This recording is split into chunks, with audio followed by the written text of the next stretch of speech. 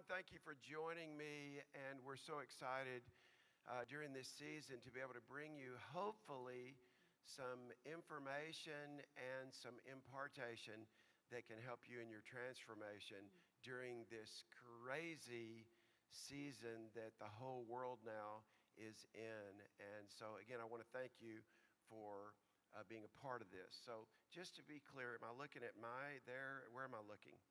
Wherever I want to look. So the cameras are on too as well.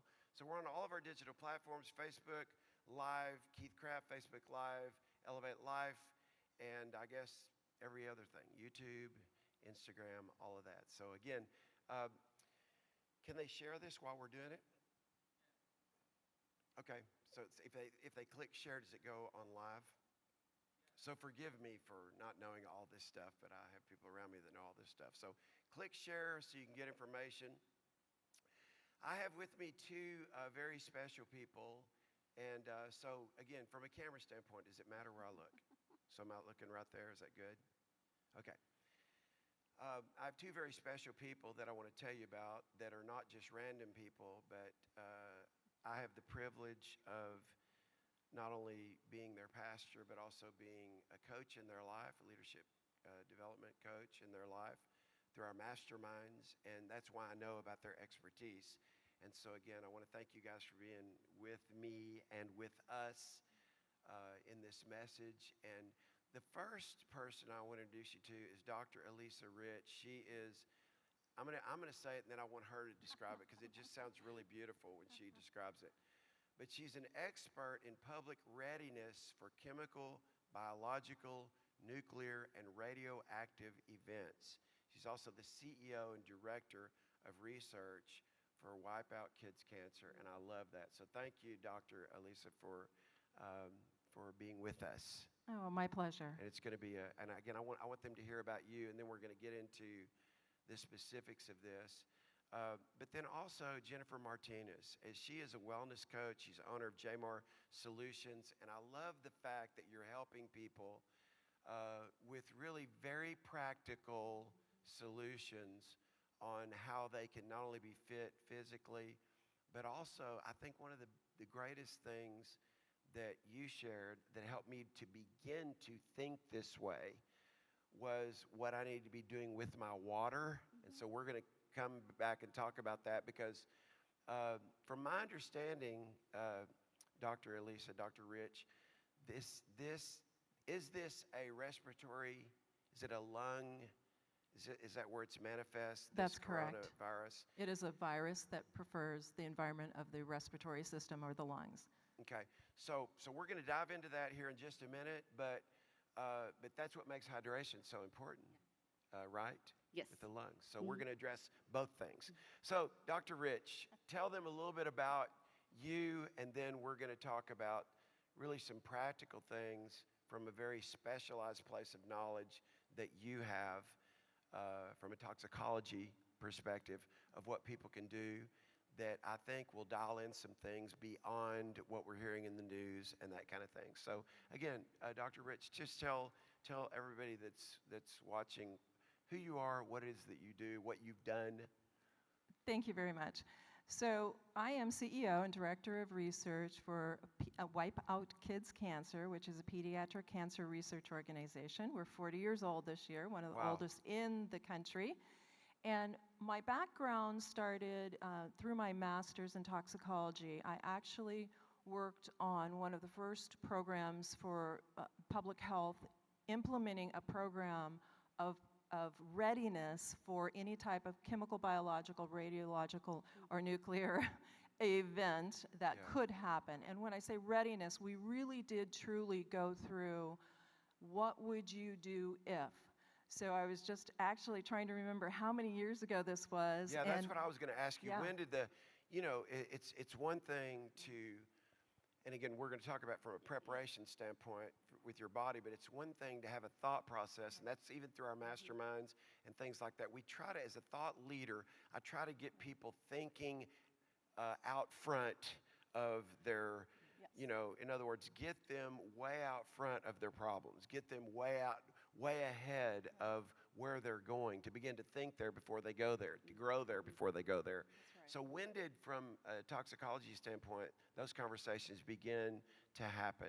I mean, about, So I can tell you, was working on a program and actually was going under training 17 years ago. wow, So if everybody can just breathe a moment, this isn't a surprise for any of us. right, And we were being trained by people in the military that had come out of the military who had been trained for another 10, 15 years. So we literally went through scenarios of spontaneous evolution of a crisis Yeah. or an event, we like to call it, because it is not necessarily a crisis. right, And we prepared for what if. So we had everybody sitting around a table, and it was actually a fun experiment at the time, and we were given an anomaly. We were given a virus. In this case, let's just use a virus. And we had to contain it, and it was in X country. And within a few minutes of us figuring out how to mitigate it, all of a sudden they would give us another card and say, oh, it just jumped species. Now what do you do? And we would look at it and say, okay, new scenario. yeah, And then they would bring something else around and say, oh, the bats are distributing it.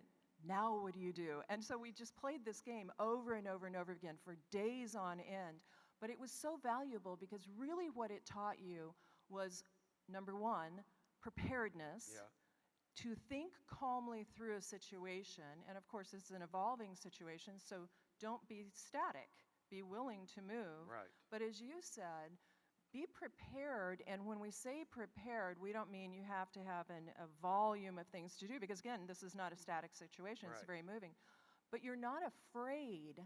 You don't fall into fear if you are prepared. And as you Right. always say, preparation meets opportunity, then you have success. right, So our key is to acknowledge our weakness in a situation, no matter what situation it is, identify where we can strengthen in that situation, and be prepared to do so. That doesn't mean you're going to have everything in order immediately. right, You're taking steps, and that's what's really important, is to have that calm, as they teach in the military, the calm under a fire situation. Right. What do you do next? So it should be sequential, and you have the calm and peace that you can handle the situation. And that's really, I want to say this to everybody, that's the advantage that we have as faith people, as spiritual people, as believers, that, you know, I'm reminded that Jesus, I mean, can you imagine, and I'm going to talk a little bit about this even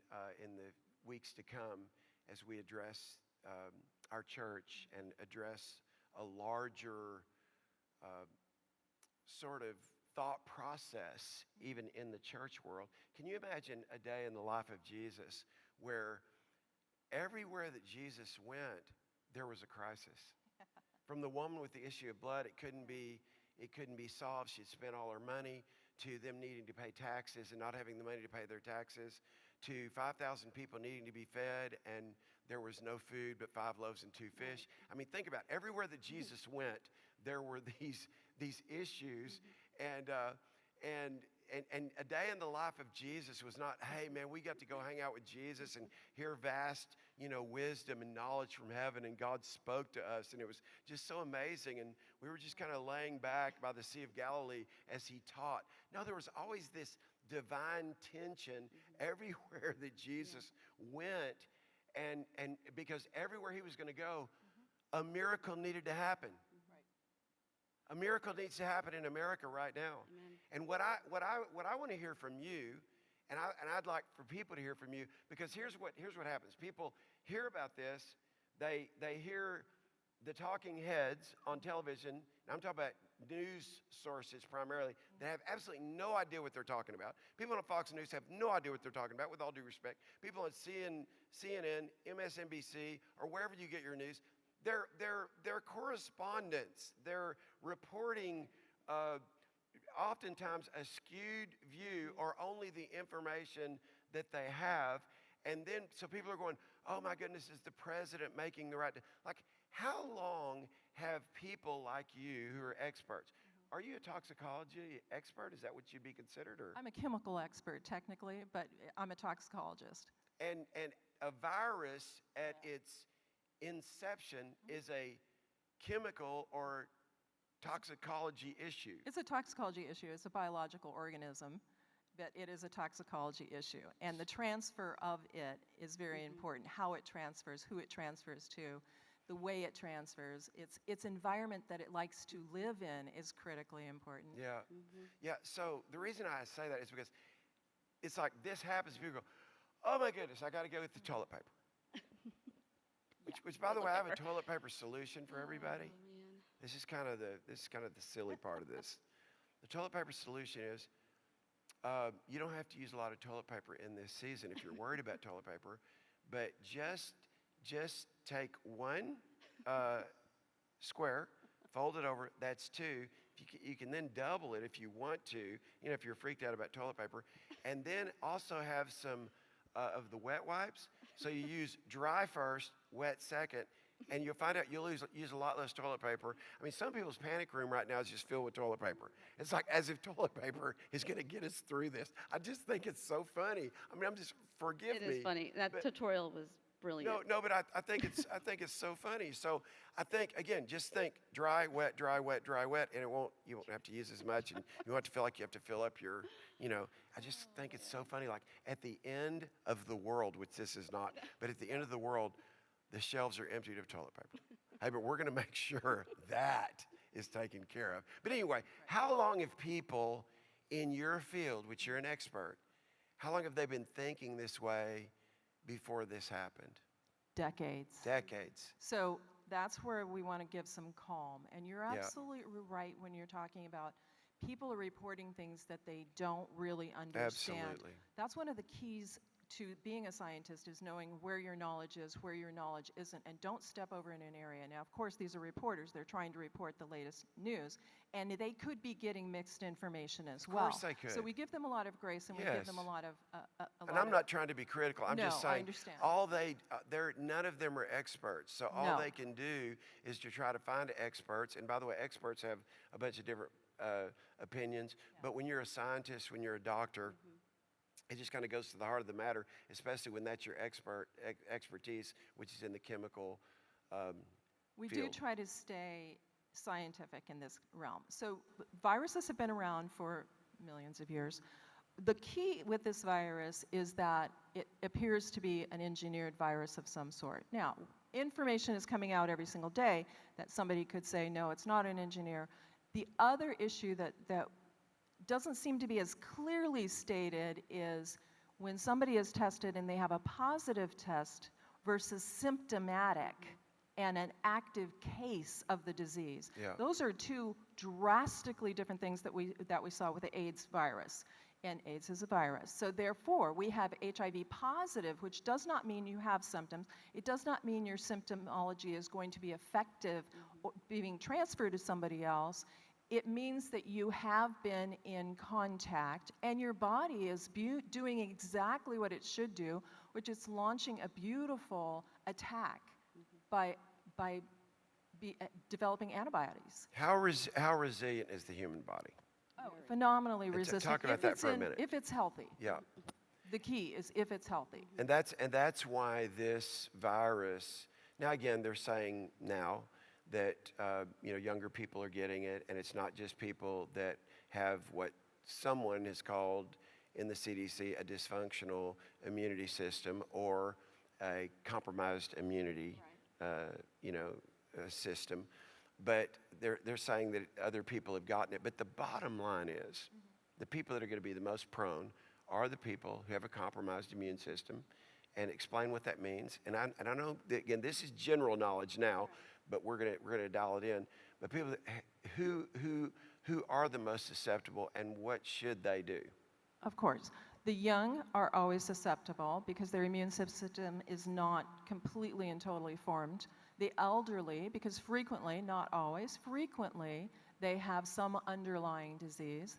The immunocompromised, or somebody who does have, of any age, who has a confounding or compromised immune system because of any disease. Asthma, it could be something as simple as asthma. Well, asthma, if you have a respiratory virus, can be very serious. Right. But generally, if you're in good health, generally, if your immune system is good, and you're practicing proper hygiene, I like to emphasize that, I have told people, don't kiss on your elderly, don't kiss on your children. They'll be fine for a few days or a few weeks if you don't slobber on them. Yeah. And the whole point of it is to contain some of the potential transferring that can be done from person to person. As we just did, instead of shaking your hand, I Yeah, bumped elbows right. with you. It was just automatic, and she Yeah. gave me the elbow, and I go, oh, yeah, thank you. Thank you for correcting me and helping me be better. So that's part of what we talk about, the proper hygiene. And I was almost laughing at having to discuss proper hygiene not too long ago with somebody, and you start to realize how slack you get and how you think you're doing really well until an event like this comes along, and then Right. all of a sudden you're like, ooh, I need to do a little bit better there's there. There's almost hyper awareness. Yeah. Yeah. Yeah, and it's okay to do that, especially at a time of illness. Yeah. It's okay to be hyper effective in your cleaning. Yeah. It's okay to be a little hyper effective in what you're doing with a tissue instead of maybe laying it on the counter.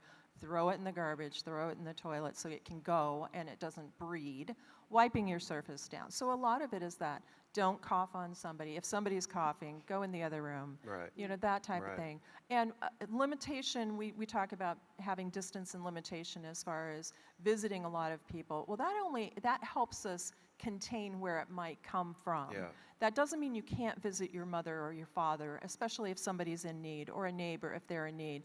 But again, limit your contact of sharing any kind of juices, water, anything. Just don't share with people right now. Yeah. Don't eat off their fork. Is this, in your opinion,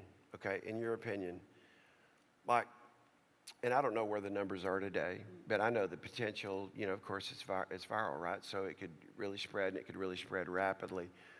But in your opinion, is this catastrophic in the world? I don't have a professional opinion on that, but I'm asking you. It's affecting people in the world, but in your opinion, is it catastrophic? Is it what? I don't. No. Okay. So I was a member of a World Health Organization Chemical Risk Assessment Network working group, which we actually defined, and we looked at guidance directives on when do you declare a pandemic, when is something endemic to within a culture. It's not going to transfer too far. And when is something endemic? Generally, it's naturally occurring. Flu, we would say a flu is endemic to the United States. So we frequently have it. It depends what series it happens to be at the time. Pandemic, I was a little disappointed in it truly being defined as a pandemic. Number one, because it causes tremendous amount of fear and panic. Yes. Now, I am going to also tell you, the White House hasn't called me today. So they haven't told me any great news. They didn't call me yesterday either. They didn't tell me anything that is top secret. I am not privy to top secret. Yeah. But as looking at the organism, it appears to be a very typical viral organism. It is behaving like a very typical viral organism. So when we look at that, we're not surprised. It is doing exactly what it does. It might change just a little bit. The interesting thing about this organism is that it's cold resistant, not heat resistant. Wow. Now, that's one of the really interesting things, because generally viruses like heat. They like wet, they like heat. Not all viruses, everything varies, just like people vary. The fact that this is cold resistant gives me a little different twist on it, and it also is slightly problematic in where it actually was initially exposed, because it is a cold environment in Wuhan. When we look at something like that, we really want to say, okay, then are we having in other countries massive outbreaks? No, we're not. Therefore, we wouldn't technically, even though I respect the federal and regulatory and global directives of calling it a pandemic, I don't consider it to be one that everybody needs to be so fearful about as a true pandemic like the 1980 flu that took out our mid population of working people. Well, not only that, but what was the, and I'm not just expecting you to know all this, but around 2009, what was the N something? H1N1. H1N1, I mean, talk about that for a minute, because I think people forget. All right, so be thinking about that for a minute, but then I want to go all the way back to the Spanish virus. Okay, the Spanish virus being really, and again, you would know a lot more about this than me, but am I correct in saying, in terms of affecting the world, 500,000 people died in the Dallas area alone? Dallas at that time, I want to say, had about 125,000 people in it, and Dallas had 5,000 people that died in Dallas. But you know, most people don't know the history of viruses that have, I'm talking about, that have been cataclysmic, that have been, and somebody says, well, we just don't want it to get to that point. That's why we're taking these measures. But I'm just saying, just talk about the N1 virus for a minute, because that took out a lot of people. And it was never really declared as pandemic, right? No, it was not declared as a pandemic, and yet why? it took out way more people. Why? So as of today, we had 8,897 deaths as was recorded earlier today. Of course, there could be added since I looked at. That's in a world of 7+ billion people. That's in the world. Okay, so just put it in context and let that allay your fear in the name of Jesus. In a world of 7+ billion people, how many today have died? 8,897 as of reported earlier today. Yeah. Let me put it into context. In pediatric cancer, we lose 1,200 children a month. Now think about that for a minute.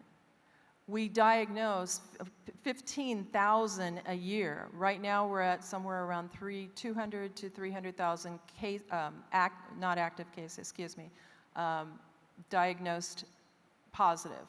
Okay. So we do have, absolutely, we do have that. If I added in the population, only in the United States, if I added in the population of people going through cancer, I guarantee you I would have very close to that amount of people who are currently or have been currently under treatment for cancer. So why is cancer not an epidemic and a pandemic at this point? Right. So again, putting it into perspective. Yeah, that's what I'm trying to do. I want to put it into context, because I'm going to give you a weird example, but I'm going to come back to you on that, so stay with me. Disciplining your children, okay? It's one thing for your child to lie to you. What's your discipline when they lie to you? It's one thing for your child to have a bad attitude. What's your discipline? Is your discipline the same with every act of anarchy from your child or disobedience? No, you should, if you're a good parent, assign your discipline according to the egregious level of a child. Same thing in society as it relates to law. You know, the law, based on the kind of crime that you do, there's a misdemeanor and there is a felony. I don't think in a viral situation, this is my opinion, but I want to get your response on that. At what point do we look at just the potential for a virus and say, okay, based on the potential for the pandemic potential cost of lives, we're going to take these measures? I mean, at what point do you get so aggressive is my question. And why didn't that happen in 2009 or whenever it was? It was around 2009, that's my memory, with the N1. What's the difference? I'm just asking you. So I would be very careful in saying I know the answer specifically to that, but what I'm going to tell you is, as we look at the situation, the number one thing you want to do is control a situation. Yeah. So it got out of control fairly quickly in that there were some migration issues during a holiday that a lot of Chinese who were living in Italy had gone to China for a celebration, come back, and all of a sudden they had a pandemic, they had an outbreak in Italy that nobody could figure out. The reality was it was a holiday, and they had brought the virus back to them. Yeah. When we look at a pandemic, we really look at, can we control it? Well, there's most viruses we can't control very well. What I think the biggest fear with this virus, if I may be liberal with my interpretation. I'm just saying, what's the difference between the N1 and this one, and there not being the same kind of quote-unquote panic with the pandemic in 2009? And is it more technology? I'm asking for an opinion. It might be professional, it might be unprofessional. I don't know. I personally am surprised by people who are so afraid of this, okay? Even though I'm not trying to minimize that it's not a real thing, but I'm just asking you from maybe a professional opinion. What's the difference between an N1 and a coronavirus? What's the difference? Well, COVID-19 is different, is a type of coronavirus, so of course there's multiple coronaviruses. So in this case, I'm going to go back, H1N1, of course we have flu all the time, and it used to be called the swine flu, and then our pork producers said, please don't do that because nobody... we don't want to blame the swine. Well, yeah, a country killed all or these Wuhan, or poor wherever little it came pigs. from. Or Spanish, the Spanish Right, virus. right. They or didn't like the the Spanish Frisco either. virus. Anyway, whatever. So, it's, So we that's are that's careful. A sidebar, That's what funny the thing to me. H1N1 is, swine flu, or quote unquote was swine flu. In this case, I would say that what they were really concerned about, number one, was it broke out. The outbreak was in China. So you're talking about millions of people being exposed in a very, very tight environment. Well, very, and if you've very never quickly. been to China, I mean, just in Beijing, you've got these high rises that are bigger than any building in Dallas, Texas, that are hundreds of them filled with tens of thousands of people in one building. Right. And they live like that. And as far as the eye can see, so go ahead. And that's problematic. Yeah. So you're talking about massive populations, very, very, very, very close. So the potential for spread increases with that kind of density. Right. Then the other question really was what is it? It was an undefined virus, and of course, you know, we laugh about, we don't really laugh about this, but we say, well, any day we should have a pandemic coming because we haven't had one in a while since 1917. We haven't had something. So we look at that. Wait a minute. So the last one was when? Well, I'm Last not saying it pandemic. wasn't. What was the last one that was called pandemic? Really, it was the 1918 Spanish flu. So that was the last pandemic. What would be and yet considered we didn't. pandemic? I'm not sure we defined it as a pandemic, Yeah, but I then don't I'm even know not if sure they we knew would to use that word. Yeah, I'm not sure we would have clearly used it. I know that it was a global impact. Of Okay. course, we know the story very well. Global impact. Well, I'm It not was- sure people know the story very well, but look it up. It's 1918 fascinating. Spanish virus, because Historic. you'll see in terms of the number of people and what this COVID virus spread, it just helps give you perspective. I think everything is about perspective. I really do believe that. I mean, I've talked a lot about that recently. The gift of perspective is that we have things in the past that we can look at to go, okay, not like, this has never happened before. Here's the only thing that's ever happened before. We've never seen anything like this before in terms of the fear, Yes, in my opinion. Okay, so, but maybe as far as the COVID virus, we've never seen anything like this before either. I have to say this, though. I think the fear makes it even worse because when your body is in fear or anxiety, your immune system is suppressed. Just like when you put sugar in the body, you know, we tell athletes don't do that so you can recover better and be stronger. Anxiety and fear actually leach minerals and things that help you stay healthy out of your body faster than sugar. And we all know sugar's bad for you. So you could actually, but so it's does the horse come before the cart, or the cart from the horse come before the horse? The reason I say that is, okay, I've got great eyesight. Spanish flu, 50 million deaths. Wow. Did I read that right? That was a long way away. You've got to admit I've got good eyesight. I'm impressed. Okay, so 50 million deaths in the Spanish flu. And again, the similarity between this flu, the COVID-19, and the Spanish flu is a migration issue. Okay, so stop right there for just a second because I want to come back and I want to finish this statement. So fear suppresses your immune system. And then if your immune system isn't right, you're more prone to fear. Yeah. That's what I'm saying about the horse coming before the cart or the cart coming before the horse. Because that's a reality, right? It is. So in other words, if you're not healthy, you're prone to more fear. If you're not physically healthy, you're prone to more emotional fear. And then if you allow yourself to just go ahead and feel the fear and you go with the fear rather than facing the fear. And by the way, when I say face the fear, what's in your face? Your ears, your eyes, your nose, your mouth. How do you face your fear? What are you hearing and what are you doing with your hearing? The Bible says faith comes by hearing and hearing by the word of God. How do you face your fear? What are you seeing? A lot of times what we see is not what it actually is. We see the way we see. We see what we see based on the way we see. How do you face your fear? With your own mouth. What's coming out of your mouth? Is it reactive or proactive? Is it positive? Is it negative? So some people aren't able to face their fear. Yeah. What's in your face? Your thinking. That's what's behind your face. On top of your face is your brain. And so when it's compromised, Yeah. what happens is You lose minerals. And then on top of that, when you lose minerals, you lose your cognitive ability to be able to fight anything, really, if you think about it. And then if you're not bringing it back into the body, your body has to find it from somewhere so in order fear. for your heart to work. Fear is like an emotional and spiritual virus It is.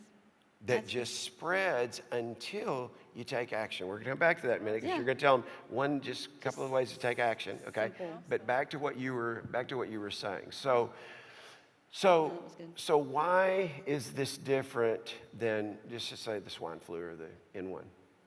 Why is this virus different? The migration is the first issue. Okay. So there was a quick migration across the globe, which nobody really identified why. So that was an issue of containment, immediate containment. There was a high It population. was containment by default, not by design. So the containment was we didn't know it That's came from correct. China. People are in Italy. Did they go to Italy or come from No, Italy to China? they were Chinese living in Italy that went to China for a celebration that came back to Italy where they live that brought the virus because it takes a 2-week incubation Interesting, period. interesting. So that was, why on earth would it be there? Oh, it jumped, it went through the whole globe. And it takes a while to really understand, happened? especially migrational issues, because you have to, everybody knows how many thousands of people on a daily basis fly. So the it difference takes a is while. migration, and then what else? The other one is the density of the population, the enormous density. The third issue was really, nobody really understood the virus. What was it? It was a coronavirus. Well, we have a lot of coronaviruses. What kind of virus See, it was? that's the first time I've ever heard that, and maybe you have too. We've got a lot of coronaviruses. Woo! They're This is different just- species. But this has been around COVID-19 because it's been around since 2019. Is that right? Is that what the 19 means? So the H1N1 in 2009, 500,000 people died. I didn't even know that. 500,000 people died with the N1.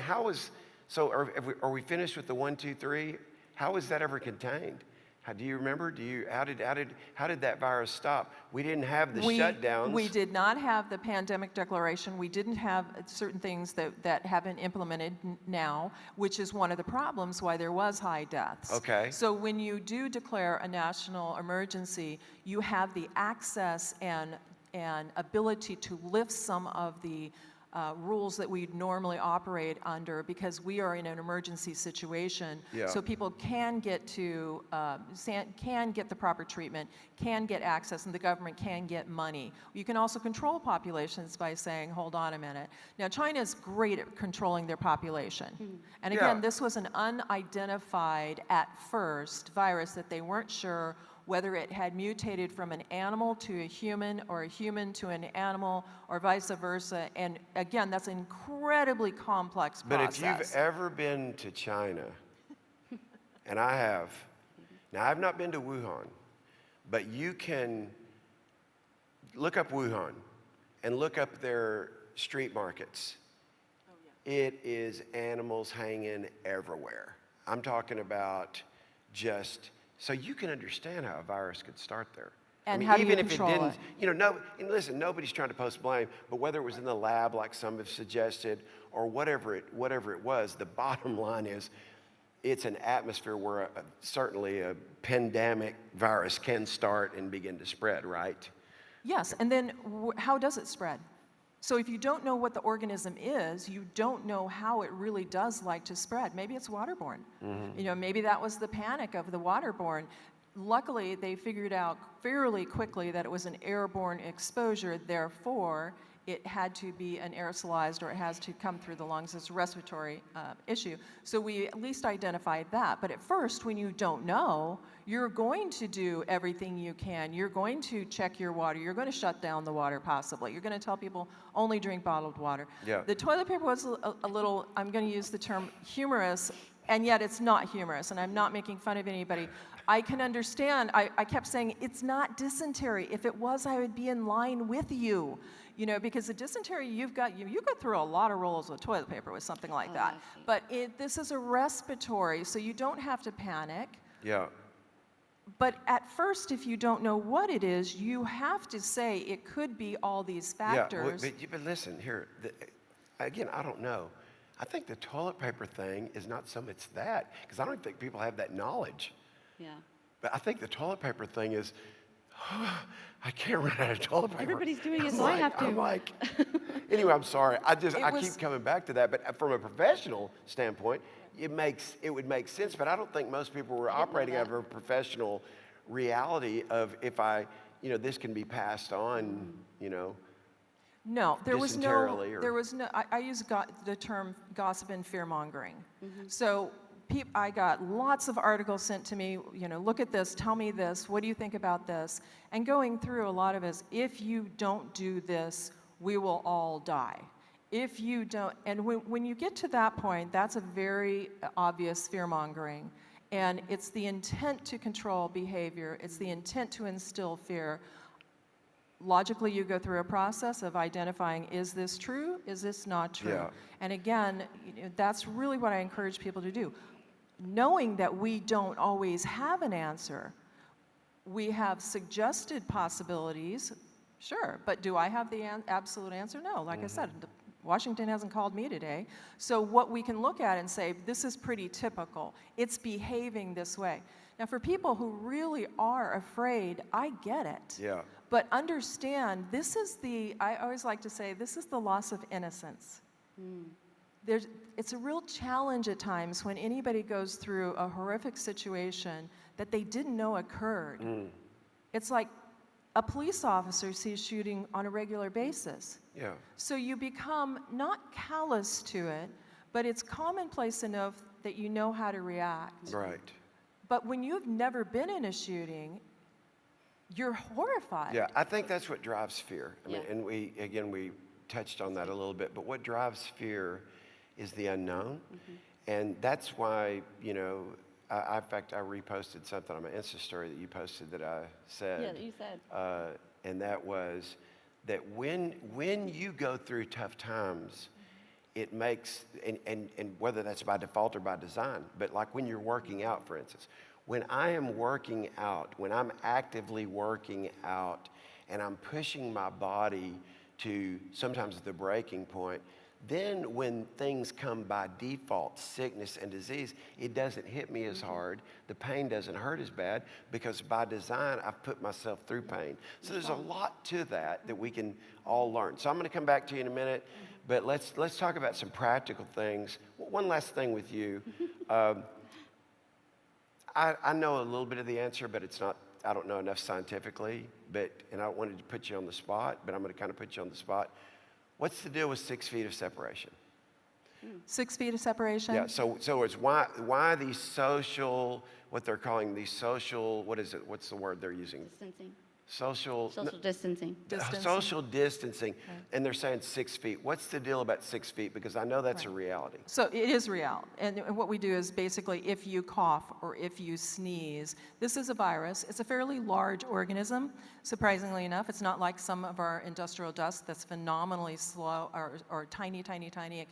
It can flow just hundreds and thousands of feet. This is a fairly heavy big boy virus, and it's going to fall within approximately 6 feet. Yeah, so that's when really a particle, and again, you can correct me if I'm wrong, but where it's called from an aerosol, if we think about aerosol, that where a particle of a virus is carried up to 6 feet, but after 6 feet, it has no efficacy.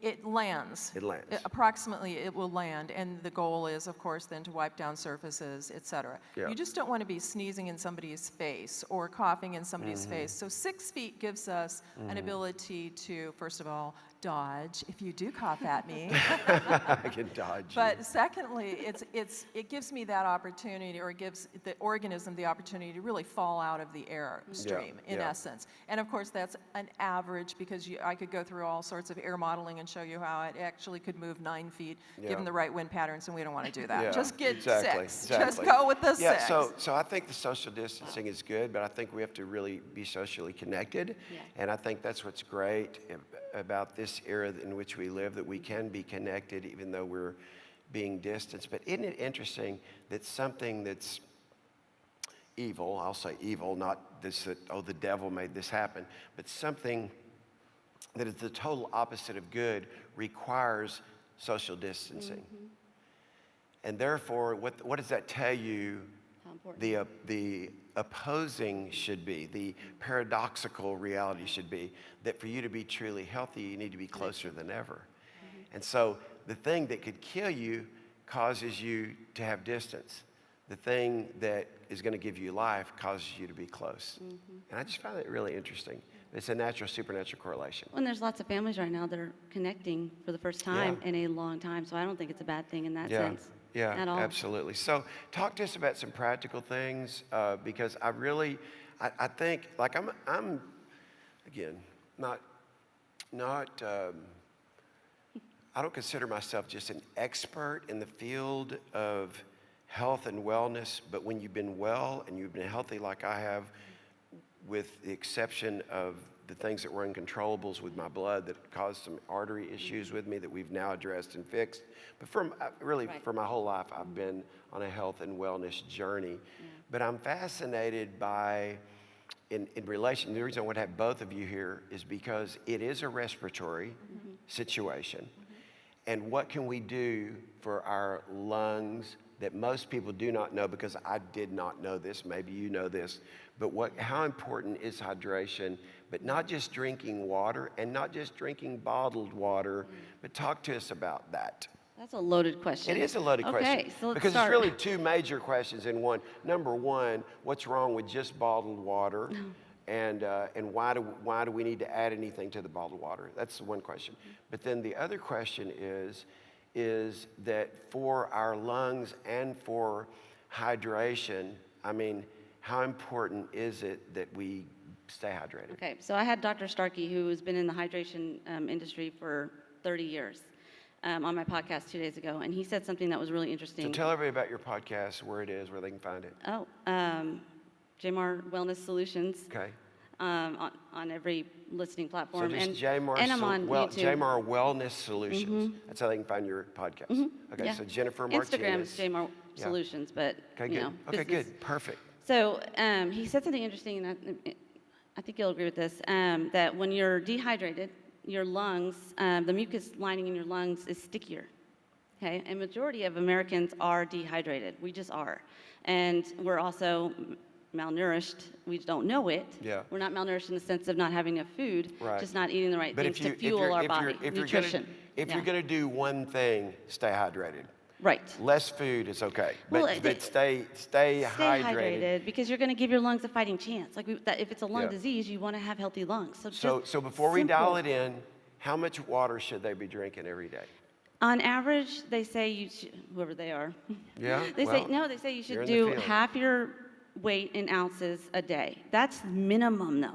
That's not if you're working out. That's just the average person. Because if you perspirate, Every you know, time you talk, every time you talk, you're dehydrating. I So if think you you're a lose- talker, I think you lose like I don't know how many ounces. I don't have Okay. it in front of me, but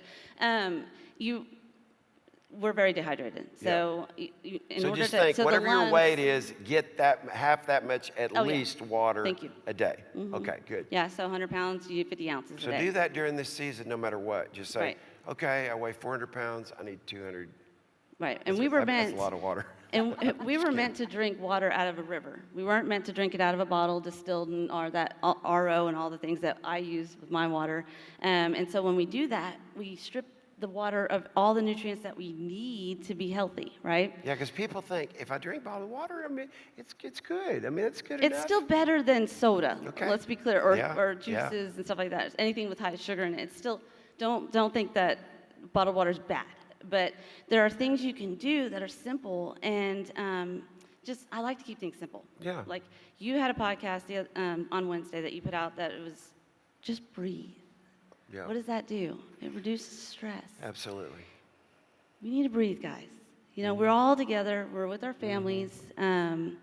So what we want to do is just protect and guard ourselves. So one of the things, that's why you wanted to have me come on, is we talked about what you can do that's simple, Yeah. that's foundational, that's basic, and you can attest to this. If your body can't absorb vitamins, if you don't have minerals in your body that are balanced correctly, okay? Yeah. Your heart doesn't work right. Your So blood just doesn't flow right. Just like a swimming pool, and you address this, make sure I'm right. Just like a swimming pool that has to have the right pH balance. Correct. Your body has to have the right pH balance. Would that be correct? Yes. That's correct. It's So in other words, constantly. most, or maybe all, is it true that all inflammation is a result of being out of pH? Yes. We do believe that as a profound cause. Absolutely. So one of the ways to get your immune system right and to get your lungs from being, you say, Sticky. sticky, Yeah, so it's a Is- breeding ground for disease if yeah, it's like is that. to get the proper hydration, but not just drinking water, but making sure that the water that you're drinking has the right pH balance that gives Electrolyte. your body a chance to be in proper pH balance. And the Which nice would be thing above about 7. We Oh, want to make sure that water gets above 7. That's our key. So water, say that one more time. We want to make sure that the pH of the water is above 7. Okay, so what So- is this? Do you know? I have no idea. What is in a bottle of water? Do you have any idea? Oh, What would be the pH balance? Because it just, now, everyone's different. yeah, so now you walk into a store and you get 8.8, you get 9 point, you know, you can buy water and it's going to cost you $5 a gallon if you buy that water that has the proper pH balance. But people, I know some people that don't know, they see it, they go, I don't pay that much. I'll just get the Right. 98-cent water. Talk about it. Well, okay, so back to, we're supposed to drink out of rivers, you know. Now, I don't know a lot of people who are going around like, why were we meant to drink water that way? Because of the mineral content that's in it, right? Well, now we have to clean the water because we don't want bacteria and all that kind of stuff in our body. So what do? We need to put it back in because we used to get it from our food, like fueling our bodies, like broccoli and veggies and fruits. Those are the things that come out of the soil. Right. And what is the soil? It has minerals in it, and then you know you consume it, and then you have mineral balance in your body, and you're healthy. Yeah. Well, the problem is we don't have enough mineral content in our soil anymore. It's been so depleted. Right. So people who are eating plant-based diets are not getting the mineral contents that they should be getting. You're getting good nutrients. Right. Let me be clear on that. All right.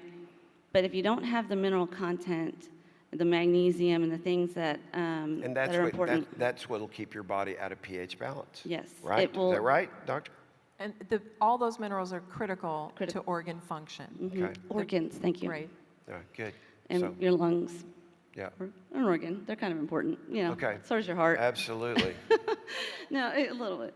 So yeah, so when this all came about, I had already started in a company that is hydrating, you know, the labor industry and first responders, because my husband's a first responder, and the way to hydrate your body and let it absorb it and be healthy and be in that pH balance that you were talking about, you need to have minerals in your water or in your diet, Okay. right? And so an easy way to do that is to have an electrolyte mineral complex, and that's what JMAR Solutions is, and you just put it in your water. So talk about this. So this is JMAR Wellness Solutions. And again, we're not trying to peddle you a product. no. We're trying to give you a solution here. So reduce muscle cramps, increase productivity, stress reduction, focus to energy. But, and also, if you don't have proper hydration, it'll affect your energy. Yes. Because really And your the thinking. reason we die, tell me if this is the truth. I don't die from cancer. I die from cellular, what's the word I'm looking for? Energy. Degeneration. Dysfunction. So in other words, within the cell, we have approximately how many cells? Is it Oh, 300 Billions. million or billion or something? I can't. Billions, I don't know. Yeah, so I think it's 300 billion. But I think within each cell is the energy. And so what Right. happens is, it's not like just a cancer cell. It's at the cellular level. there has to be something that gives the cell energy, or it's overwhelmed by the virus. It's overwhelmed by the inflammation. It's overwhelmed. Simple viruses, sickness. inflammation, the ratio of your minerals get off so your heart can't pump correctly because your heart is. So if you don't have the right minerals, you can be drinking water, not have the right minerals, it's going to cause heart problems. Right. You can be drinking water and think you're doing everything right, but it's not, doesn't have the right minerals, and it's affecting your lungs. You can be drinking water, and by the way, drinking more water is better than not drinking water, Yes. but you can not be getting the minerals. And first responders, the reason that was so important with police and firemen is because they're running into danger. And is it an energy issue with them? Is that Yeah. what it is? Yeah, and just magnesium to recover too. Okay. It's for recovery also. You know, when the adrenaline goes down, you need to recover. Just that. This started with athletes. We do this with athletes. We give them, electrolytes, right? Yeah. Why do we do that? Because they're exerting themselves, and so in order for them to absorb the water that they're drinking, they need to have that the mineral content, the Yeah. electrolytes, right? And so what does this do? So you take this, you put it in. Might need your help with this. This is 8 ounces of water. How many drops? Oh, and 8 ounces of water. Well, it says on there different. Yeah. Depending on your exertion level Yeah. would be different. Okay. How you would use that. Now I would use just like a maintenance if you're if you're not an athlete, if you're not exerting yourself, if you're not in the labor industry, if you're not on a rooftop sweating. 48 drops to 32 ounces of water. 12 drops to 8 ounces. It's inexpensive, and it's a way to get the nourishment that your body needs to be healthy without having to go and buy 10 pounds of broccoli Right. and eat it, because kids aren't going to do that anyways, right? So in other words, in this, you're going to get the minerals That you would get from like eating fruits and vegetables that you're not going to that get. you're not getting. Like I have a light it's like I did it on YouTube. It's a demonstration. That's the word, and it's you stick the circuit. I might need your help on this. Into the food to see if the light bulb goes on. There's mineral content in the food. Wow. So I did it with an organic apple from Costco.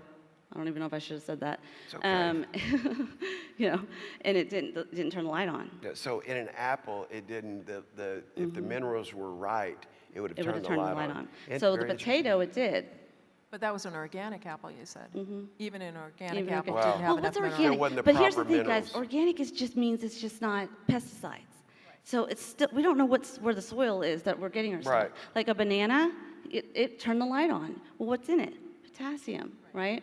Well, if you would have to eat like 10 bananas to get a couple of drops of what you've got in this, right? Of the right kind of potassium that you need to absorb the water to be healthy and to be hydrated and to feel good. And, it comes down to feeling. Like if I feel like poo, I'm going to be mean to you. I mean, it's. Well, or worst case scenario in this Or manage stress. context, so you've got a square that's blocking the information. In this context, so we've got 37.2 trillion cells. Thank Wow. you. They're giving me the information. I knew it was a lot. When I said 300 billion, I said that's not enough. So the cells in our body need the right minerals, and the bottom line is food is not going to do it. Drinking enough water is not going to do it. You've got to have a balance of minerals. Balance. And again, we're not trying to just peddle this or sell this, but I'd encourage you. I just wanted Jennifer to come on because she's an expert in this area as it relates to health and wellness, and Dr. Rich because she has definitely a chemical knowledge of really what's going on. So kind of final words here as we end up. What would you recommend in this season, and what would you recommend? So from a professional standpoint, what would you recommend to Number people? one thing, don't worry. Number two, be precautionary. Make sure that you are using the normal hygiene or the recommended hygiene of staying away from somebody 6 feet, if you can. Yes. Of course. Washing your hands on a regular basis. I believe in soap and water. Yeah. I believe the best thing to do is soap and water. If I cannot have soap or water, of course you can use the little Sanitizer. sanitary whatever you, but here again, people rely on things when they really shouldn't. Right. If I don't have water, that's another situation. But soap and water is critical, and the washing long enough is critical as well. Another thing with the water that you drink, and actually it's very important that you not just hydrate, but as you're hydrating, you're actually washing bacteria and viruses down your throat into your stomach, which is great hydrochloric acid. The body is able to deal with it and it's excreted. So people who do not drink on a regular basis and go hours and hours and hours, as many first responders do, you are allowing the body, the viruses, bacteria to build up within your nasal passages within your throat. So that's one of the reasons why we say drink. I always encourage everybody to, when there's a flu season, when you aren't feeling well, every hour on the hour, drink a hot cup of water or tea or something. Again, that heat, viruses have a very narrow range of tolerance. So their temperature range can't shift too far one way or another. It breaks down the virus coat. Drink something hot every hour. That's brilliant. It's great. It's Yeah, awesome. good. It really helps flush your system out. And you can alternate hot and cold. Children can do it. It's very simple. You can give them something warm to drink. It can be broth. It can be anything. Give me your, and again, I'm not asking for prophetic insight. I have what I believe is prophetic, but I'm not asking for that. But I'm just saying, in general, what do you think we're looking at here? I mean, okay, so we're 2 weeks into it. What are we looking at? I mean, what's going to happen? All right, well, you are the prophet, so I will defer to you on that. But as I'm looking at it, I'm looking at a situation that I think is going to resolve fairly quickly. I think within a couple weeks, I couldn't even get to Starbucks today. The line was so long. Okay, I'm just saying. We are out and about. Are we being more careful? Sure. Should we be? Yes, of course. Do we follow directions that the government is giving us? Yes. Now, that being said, I think that this is going to resolve very quickly. I do not think we're going to see massive numbers. I do not think we're going to see a pandemic situation. I do feel like the government acted swiftly and correctly in containing.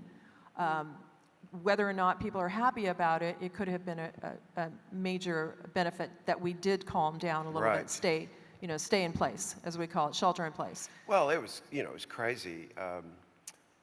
Until yesterday, the Florida beaches were just jam-packed. That kind of stuff, I think, is insanity. And in a situation like this, that's me personally, is going, hey, okay, just be wise. Have faith, be wise. I mean, that was my message last week. Yeah, but vitamin D is the #1 thing you can do to fight viruses.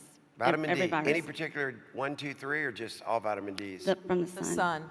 Vitamin D. So 10. go out, take a It walk. boosts. Would that be your advice, closing advice? Drink the water. I would encourage you. outside. Again, I would encourage you just jmarsolutions.net. Just let them contact. jmarsolutions.net and just add this for the rest of your life. Not like just during this, but just let this be an excuse to go, you know what, I'm not going to pay $5 for a gallon of water.